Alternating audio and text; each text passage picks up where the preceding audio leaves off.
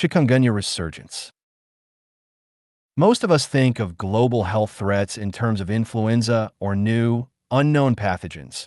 But what if one of the biggest threats of 2025 is a virus that has been hiding in plain sight? A disease whose name, Chikungunya, means to become contorted is experiencing a terrifying global resurgence, signaling a new era of risk. This isn't just a story about a virus. It's about a foe that has cleverly re-engineered itself to thrive in our modern world, leading to the Chikungunya resurgence.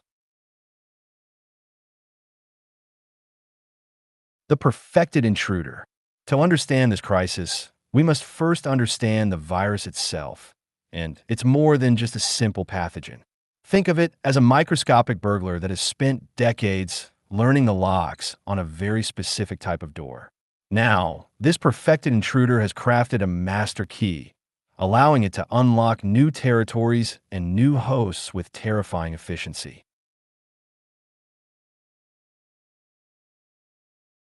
What makes the 2025 version of Chikungunya so much more threatening than the original? Imagine a car thief who only knows how to hotwire one specific, older model of car, limiting where they can operate. The virus made a single, tiny change in its genetic code, a mutation known as 226V in its E1 glycoprotein. Suddenly, that thief has a universal key that can start any car, new or old, which for the virus is the incredibly common Asian tiger mosquito. How does a mosquito become a flying syringe for this virus after it bites someone? Once inside the mosquito, the virus doesn't just replicate. It's a full-scale hijacking of the insect's body. It commandeers the mosquito's internal systems, traveling from the gut to the salivary glands, effectively turning them into virus factories. The mosquito is no longer just an insect. It's now a weaponized delivery system, a tiny, flying syringe programmed for one purpose. The body's agony. We often measure the severity of a disease by its mortality rate, but that completely misses the point of chikungunya. The story of this virus is written in the language of debilitating, life-altering pain that can last for years. We need to talk about the body's agony to understand the true human cost of this disease.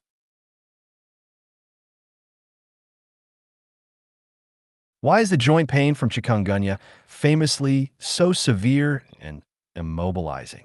The virus has a magnetic attraction to the cells in our joints, particularly the synovial tissue that keeps them moving smoothly. Once it gets in, it triggers a panic signal, causing the immune system to unleash a localized cytokine storm, like a SWAT team blowing up a building to catch a single suspect. The resulting inflammation is what causes the intense, immobilizing pain as the body's own defenses tear the place apart. How can a virus that makes you sick for a week continue to cause pain for years? Think of the initial infection as a raging fire that the fire department eventually puts out, but the embers never truly die. In the chronic phase, fragments of the virus's genetic material can persist in the joint tissues, like those hidden embers. This viral persistence constantly irritates the immune system, causing a low-grade, smoldering inflammation that can flare up for months or even years.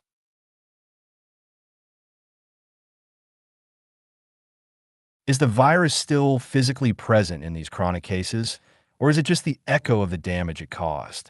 The evidence points to a persistent squatter, not just the memory of a home invasion.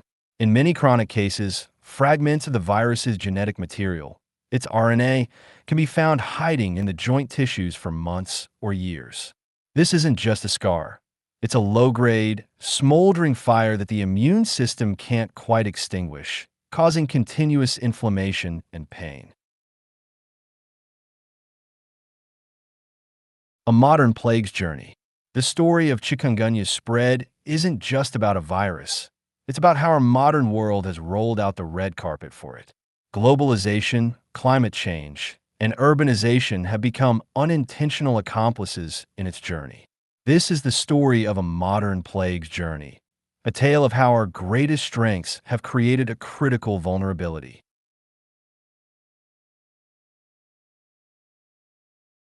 How did a mosquito adapted to Asia become the perfect vehicle for this virus in temperate Europe? The Asian tiger mosquito is a hardy, aggressive survivor, like a scrappy generalist that can thrive in all sorts of conditions. Its eggs can even survive cold winters, allowing it to establish itself far beyond the tropics, in places like Europe and North America. The A226V mutation gave the virus the key to this specific mosquito, turning a regional pest into a global taxi service for the disease.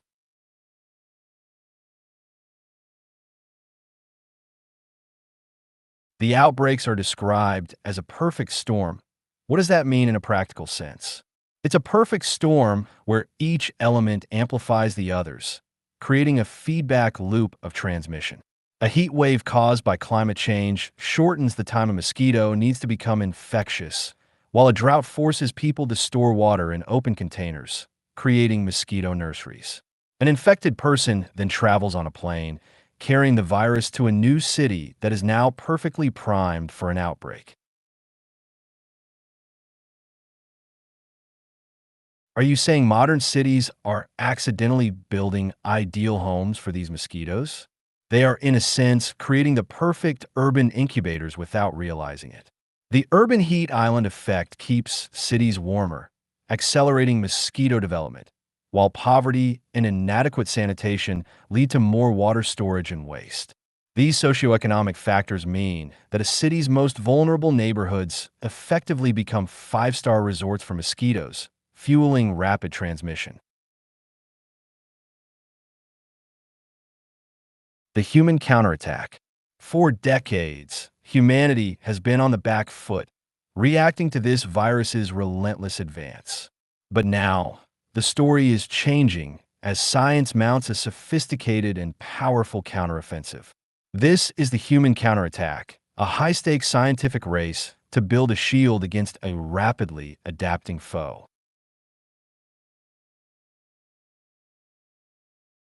We have a new vaccine, but it seems to come with a significant catch. What is the fundamental trade-off? The Ixchik vaccine is like a very fierce, very effective guard dog that has been trained using a controlled version of the intruder it's supposed to fight.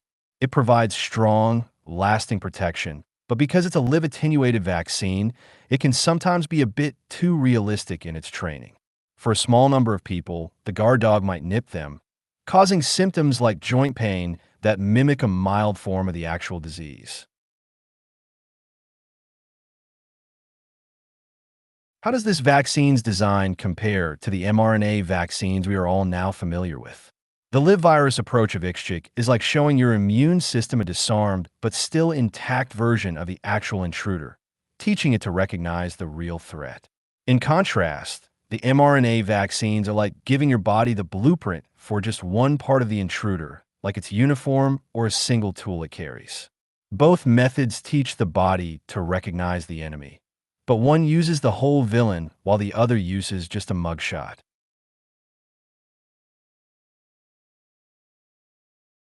Why are health agencies launching a major safety review of a vaccine they just approved? This isn't a sign of danger. It's the system working perfectly, like a fire alarm that is deliberately tested every month. Pharmacovigilance systems like VIRS are designed to be overly sensitive, flagging any potential issue, no matter how rare, for further investigation.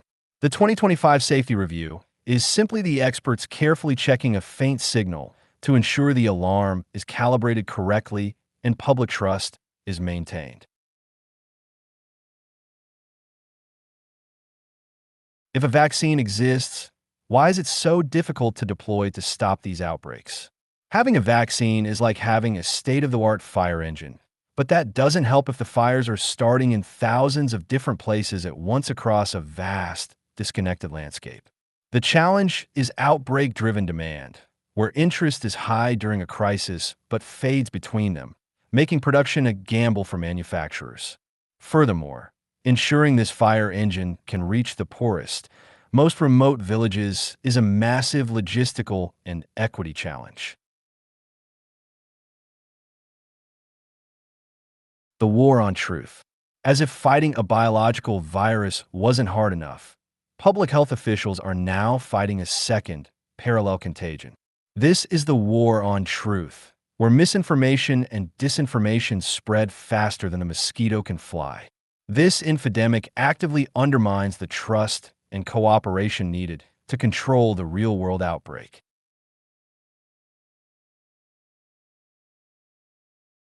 Why does a mosquito-borne illness attract such elaborate conspiracy theories about being a bioweapon? These narratives thrive on a deep-seated distrust of institutions and the seductive simplicity of a story with a clear villain.